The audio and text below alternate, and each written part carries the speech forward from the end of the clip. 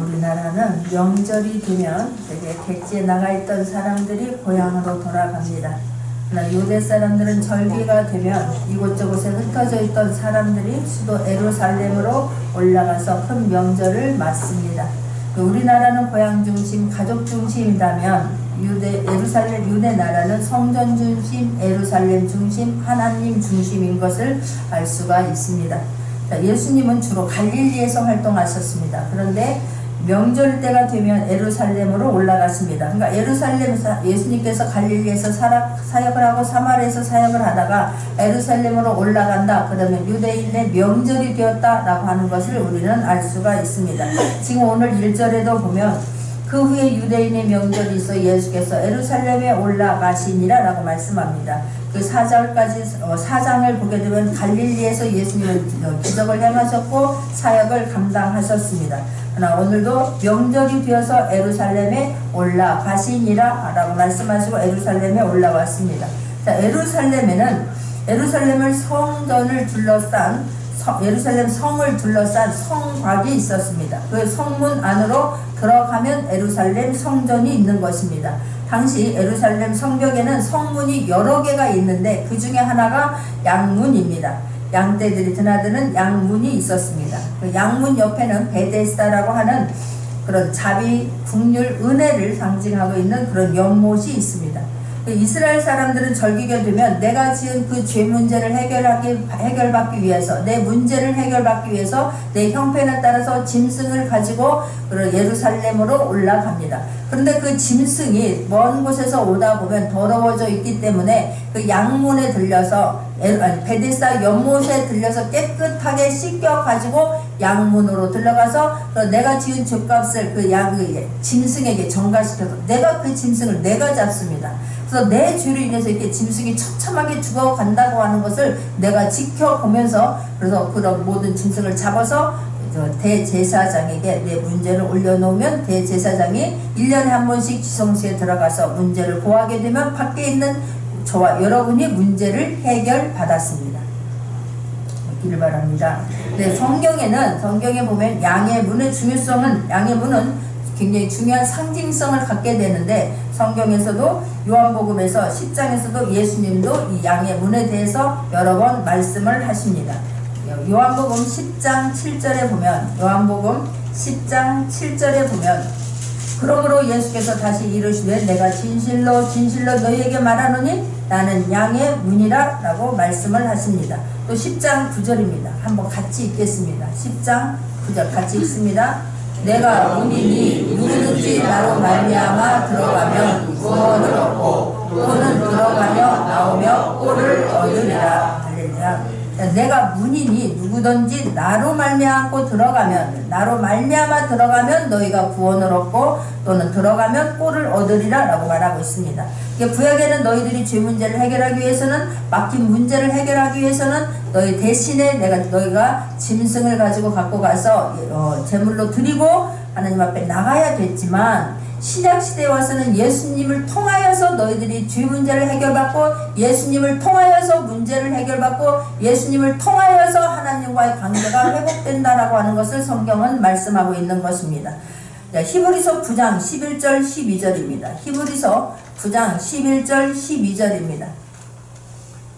또 같이 한번 합독하겠습니다. 시작. 그리스도께서 장래 좋은 일에 대제사장으로 오사 손으로 짓지 아니한 곧 이 창조에 속하지 아니한 더 크고 온전한 아멘. 하나님은 예수 그리스도가 단번에 죽으심으로 저와 여러분의 모든 죄가, 과거에 지었던 죄, 현재 짓고 있는 죄, 미래에 앞으로 지을 죄까지 예수님이 십자가에 달려서 단번에 죽으심으로 말미암아 모든 막힌 담이 헐어졌다는 것을 믿기를 바랍니다. 모든 죄 문제가 해결되었다는 것을 믿기를 바랍니다. 히브리서 9장 7절에 보면 오직 둘째 장막은 대제사장이 홀로 1년 1차씩 들어가되 피 없이는 아니하나니 이 피는 자기와 백성의 허물을 위하여 드리는 것이라. 구약시대는 이렇게 했지만 신약시대는 예수님께서 저와 여러분의 모든 문제를 위해서, 죄 문제를 위해서, 하나님과의 관계의 회복을 위해서 십자가의 단번에 죽으심으로 말미암아 모든 것을 해결해 주셨다고 하는 것을 믿기를 바랍니다. 할렐루야. 이것이 회복이 돼야지만이 저와 여러분이 주님 앞에 예배를 드릴 때에 담대하게 예배를 드릴 수 있는 것이고 모든 문제 십자가로 담대하게 옮겨 놓을 수 있을 거라고 믿습니다. 자, 3절에 보면 그런데 내 문제를 해결하기 위해서 내 주 때문에 짐승을 가지고 오는 사람들이 굉장히 다양했음을 알 수가 있습니다. 5장 3절에 보면 그 안에 많은 병자, 소경, 절뚝발이, 혈기 많은 자들이 누워 물이 동함을 기다리니 라고 말을 하고 있습니다. 근데 4절에 보니까 이는 천사가 가끔 모처 내려와 물을 동하게 하는데 동안 위에 먼저 들어가는 자는 어떤 병에 걸렸든지 낫게 됨이러라 라고 성경은 말하고 있는데, 자, 이런 베데스다 연못에 들어가면 이렇게 어떤 병에 걸렸든지 물이 동안 위에 들어가면 어떤 병에 걸렸든지 다 나음을 받더라 라고 하는 전설이 내려오고 있는 것을 볼 수가 있습니다. 그러니까 내 문제마다 각기 가지고 와서 그냥 물이 동할 때만 기다리고 있는 것을 볼 수가 있는데, 우리는 어떠한 것이 어떤 현상, 내 문제에만 우리는 자꾸만 집중하는 것을 볼 수가 있습니다. 그래서 어떤 병에 걸렸든지 나았더라. 그러니까 어떤 문제든지 그냥 연못에 먼저 들어가려고 하는 데만 집중하고 있습니다. 그런데 성경은 동한 후에라고 성경은 말하고 있습니다. 그냥 아무런 믿음 없이 그냥 가서 그곳에 앉아있다고만 해서 그 문제가 해결되는 것이 아니라 말씀을 들었으면 그 말씀이 믿어지셨을 때에, 할렐루야, 그 말씀이 뜨거워져서 그 말씀이 믿어져서 예수 그리스도가 나의 모든 죄 문제를 해결해 주셨고 예수님께서 저와 여러분의 죄 문제를 해결해 주심으로 말미암아 하나님과의 막혔던 담이, 죄 문제가 죄가 가려웠던 것이 없어짐으로 말미암아 하나님이 하시면 된다는 그런 믿음이 생기면 어떤 병도 회복된다라고 성경은 말씀하고 있습니다. 그런데 나는 그것이 믿어지지 않고 그냥 교회만 와서 앉아있기만 하면 된다라고 생각하면 그 문제는 해결받지 못한다라고 성경은 말씀하고 있습니다. 그러니까 내가 먼저가 뭐냐면 말씀이 믿어지는 은혜가 있기를 바랍니다. 말씀이 말씀을 받을 때에 내 심령이 뜨거워지는 은혜가 먼저 있기를 바랍니다.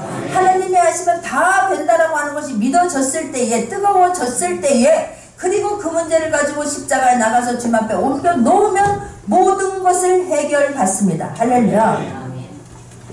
근데 우리는 그거를 하지 않기 때문에 먼저 내가 주님을 인격적으로 만나기를 원하고 그 모든 말씀들이 믿어지기를 원하고 저와 여러분의 심령의 기쁨과 감사와 사랑이 먼저 오면 먼저 회복되어지기를 간절히 원합니다.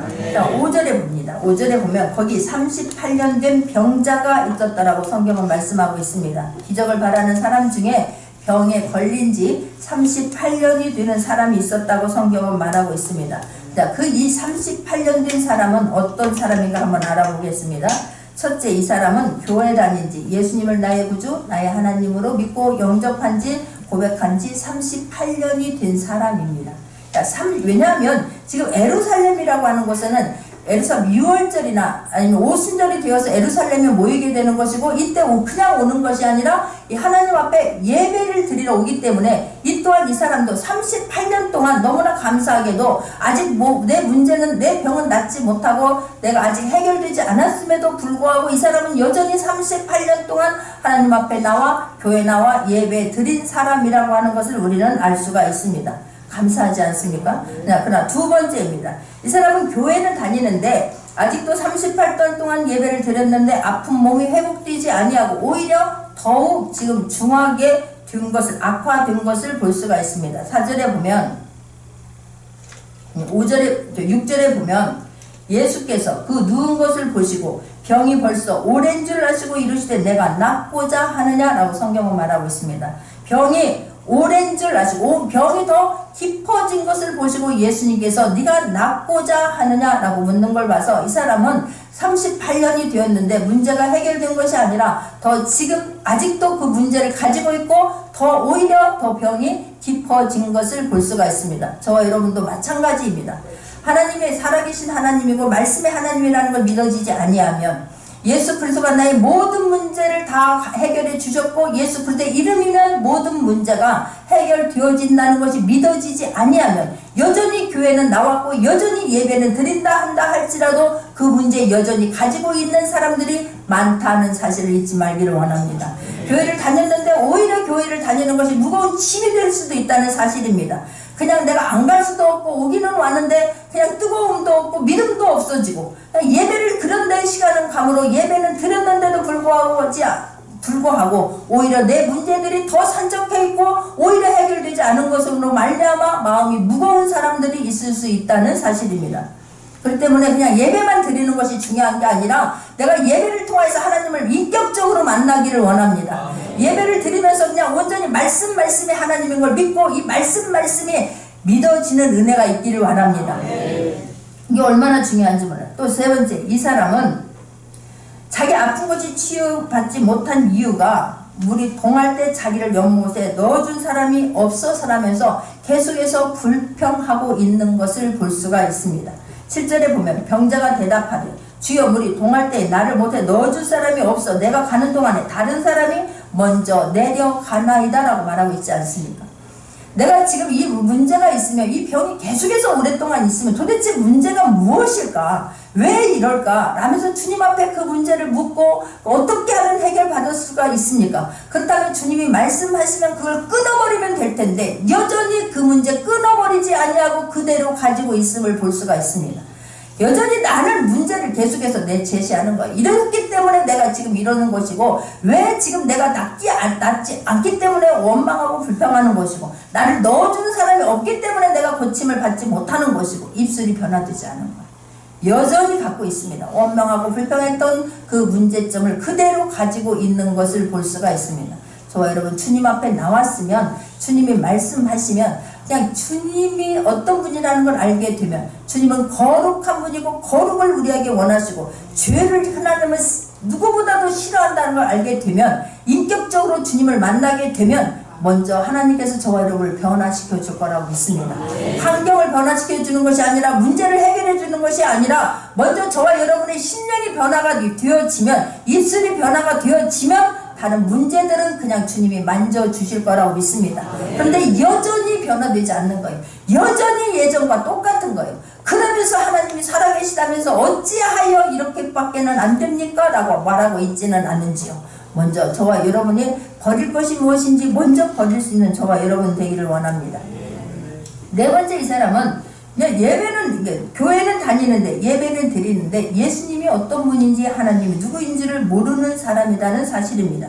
예수님이 찾아오셨는데도 불구하고 예수님이 네가 낫고자 하는데도 불구하고 이 사람이 이분이 예수님이고 이분이 나의 모든 문제를 해결해 줄 수 있다는 걸 믿었으면 알았으면 이렇게 원망하고 불평했겠습니까? 저는 넙죽 엎졌을 거라고 믿습니다. 그냥 맨발로 따라가서 그냥 엎드려서 그냥 예수님이 저기 오시고 예수님이 지금 나를 다가오시고 나를 찾아주시고 나를 선택해 줬다는 것이 믿어지면 그 자리에서 쭉 엎드리게 될 거라고 믿습니다. 뜨거운 눈물이 흐르게 될 거라고 믿습니다. 이 많은 사람 중에 그 오랜 세월 나는 고생했는데 누구에게도 나는 존재감도 없는데 어떤 지금 한번 상상을 해보십시오.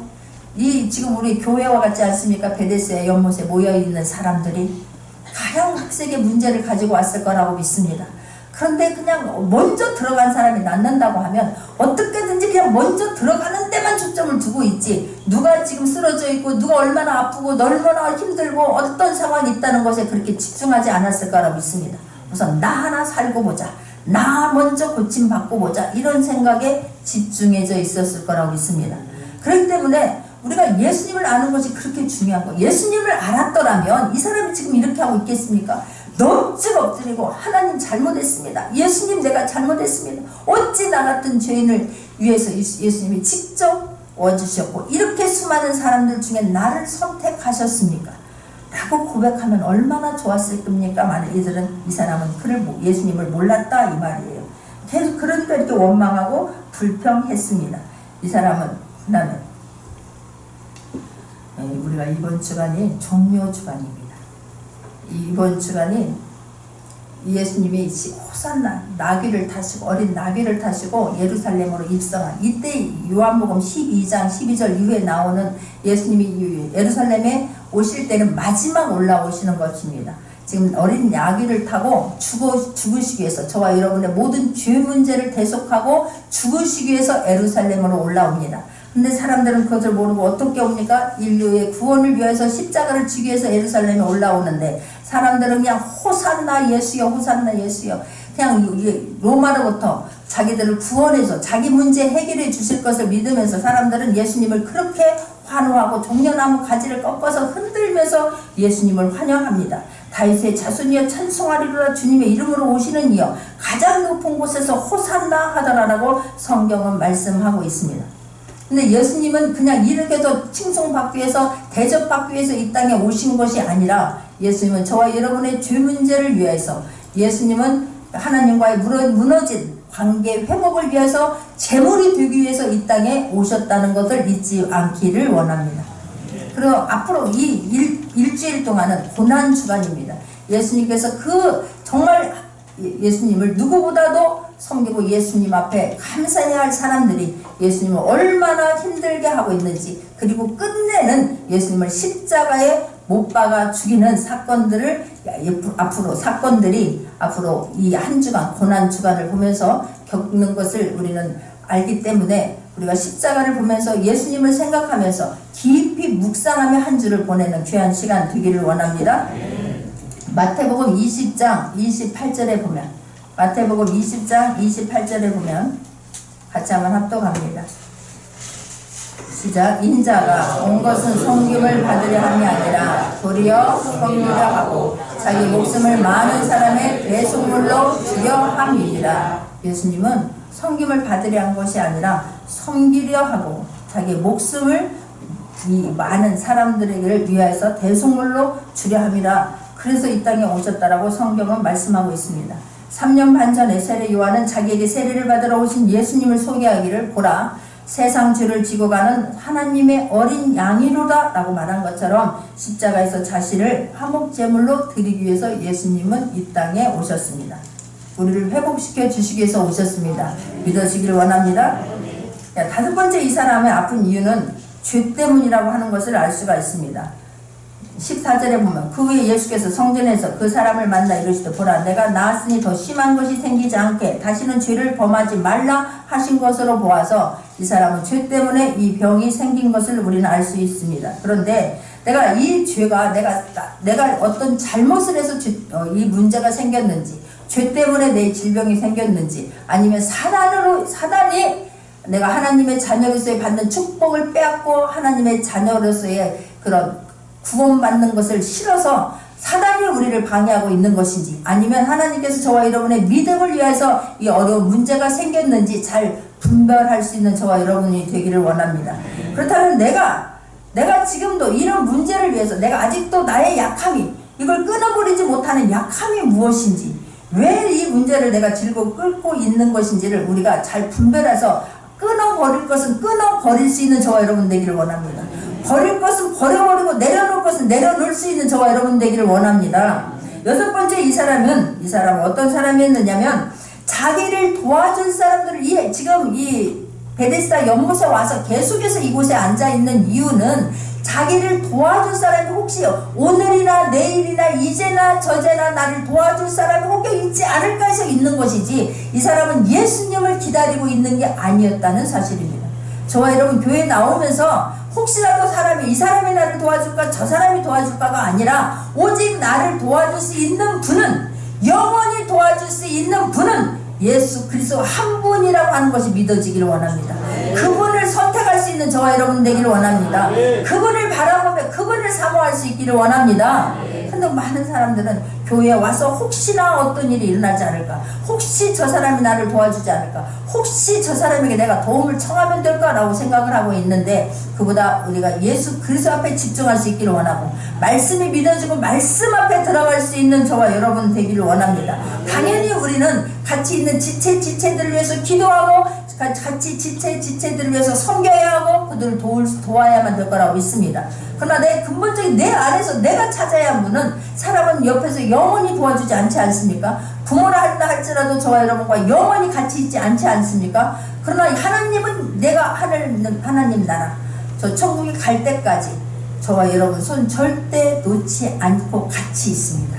함께 해 주십니다. 어려울수록 더 저와 여러분을 귀하게 여깁니다. 더 어려운 일이 있을수록 하나님은 저와 여러분을 더 불쌍히 여기고 더 강하게 붙잡아 주신다는 것을 잊지 않기를 원합니다. 그래서 저와 여러분이 하나님 알기를 애쓸 수 있기를 바랍니다. 예배에 나온 것은 하나님 만나기 위해서 나온 것입니다.